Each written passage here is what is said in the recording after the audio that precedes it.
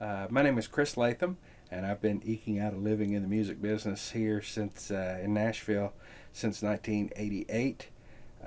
Managed the studio here at EMI Music Publishing for about 14 years, and now I'm working independently. Still do a lot of work down here at EMI. A good friend of mine was here doing a bluegrass session. Kevin Grant, who is an upright bass player, and the tracking dates were spread over a period of a few different days. The first day I got here, he said, man, I just got a new microphone that I've been loving, and I forgot to bring it with me today, but it's an Equation Audio F.20, and I had seen it on the internet and some catalogs and stuff.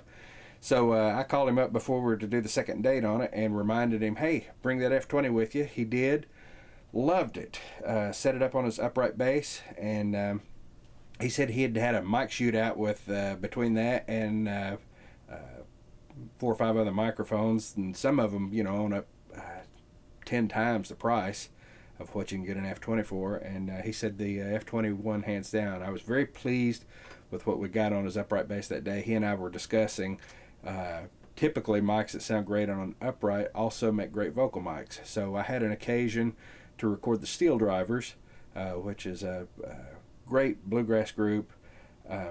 They just got a new vocalist, and they were doing a EPK to post on their website to introduce the new vocalist. And so some friends over at Corner Music loaned me the F.20 that they had in stock over there to use on Gary Nichols, the frontman for the Steel Drivers, and just loved the way it sounded on his vocal. He's got kind of a bluesy kind of vocal, which seems maybe a little out of character for the bluegrass world, but it's very powerful vocal. If anybody's going to put a microphone through its paces, it'd be Gary Nichols. And loved the way the vocal sounded, real warm, round on the bottom, and Gary's got just a little hair, a little blues soul up on top of his vocal, which came out very smooth.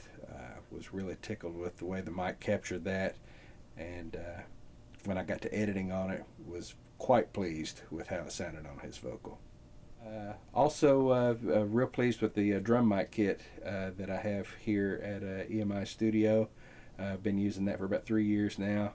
It's the 7-piece drum mic kit, and not only do I use the bulk of it on the drums, I also use little pencil mics for acoustic guitar, and have the kick drum mic out of that drum mic kit on the low side of the Leslie cabinet on the B3.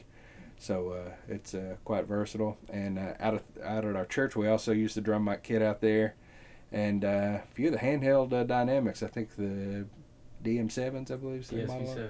Yeah, DSV7. Okay. Yeah, so use a whole lot of the products, the headphones, RP21s. All the musicians that come through remark at how well they like them, and really tickled with the pricing on every bit of what I've seen from Equation.